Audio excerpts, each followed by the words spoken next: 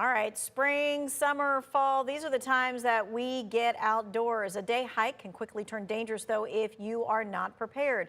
This season alone, rescue crews have been called to help hikers in trouble at Hanging Rock State Park and at popular destinations out west as well. So joining us now is John Bird Sr. with the Park Ranger Institute to share some of the best ways to stay safe on the trail. So when you are talking to people about, hey, they're going to go out, they're going to hike for the day with friends or family or whatever, what are the 4 things that you tell them before they go? Well, thank you for having me. I want to tell them to make sure you think about 4 things that are very important to do before you go. You need to make a plan. You need to know the terrain that you're going to be going in and how it will affect you. You need to know what kind of wildlife you may encounter while you're on your hike or camping. So you need to be prepared for what you would do if you had an animal encounter.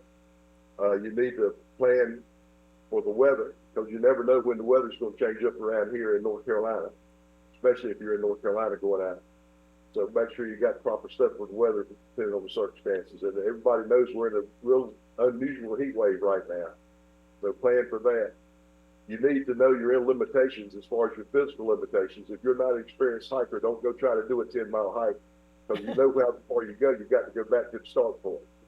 And that's where a lot of people run into problems. They go so far they can't make it back to where they started if they're not conditioned to do that kind of stuff.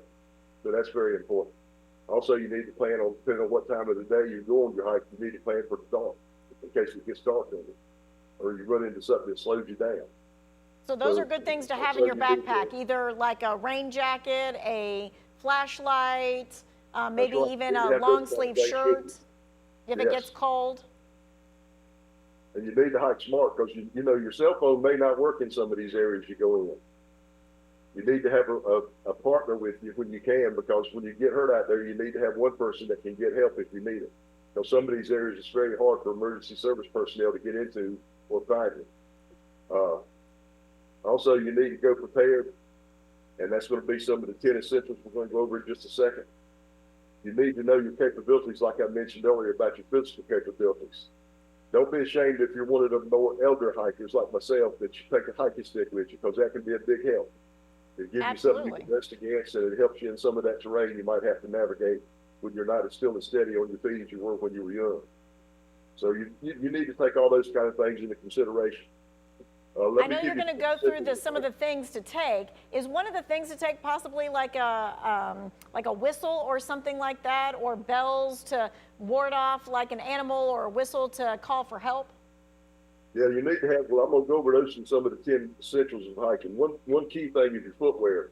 You need to have comfortable footwear. You don't want to get a brand new pair of hiking shoes and then go try to do a 3-mile hike when you never worn them before, because you're going to get susceptible to blisters or any other kind of injuries, turn your ankles or something.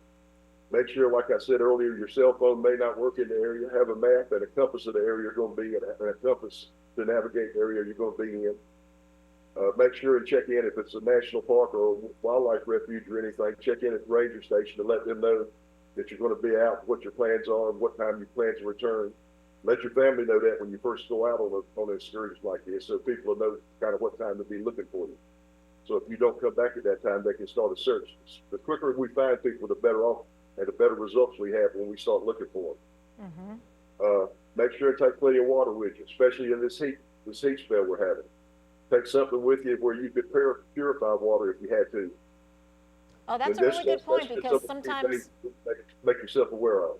Yeah, sometimes we're in a spot where we do need more drinking water and we're all out of it, so purifying it is absolutely one of those things. I see that in Christmas stockings coming up this year. I appreciate you giving us your time and your expertise for how to hike and how to hike safely. This will be in the Who Wants to Know section of our website. Thank you for the opportunity. I want to wish everybody get out there, get natural resources, and enjoy the 250th birthday of our great nation. Absolutely. Thanks so much. We're going to check out the forecast.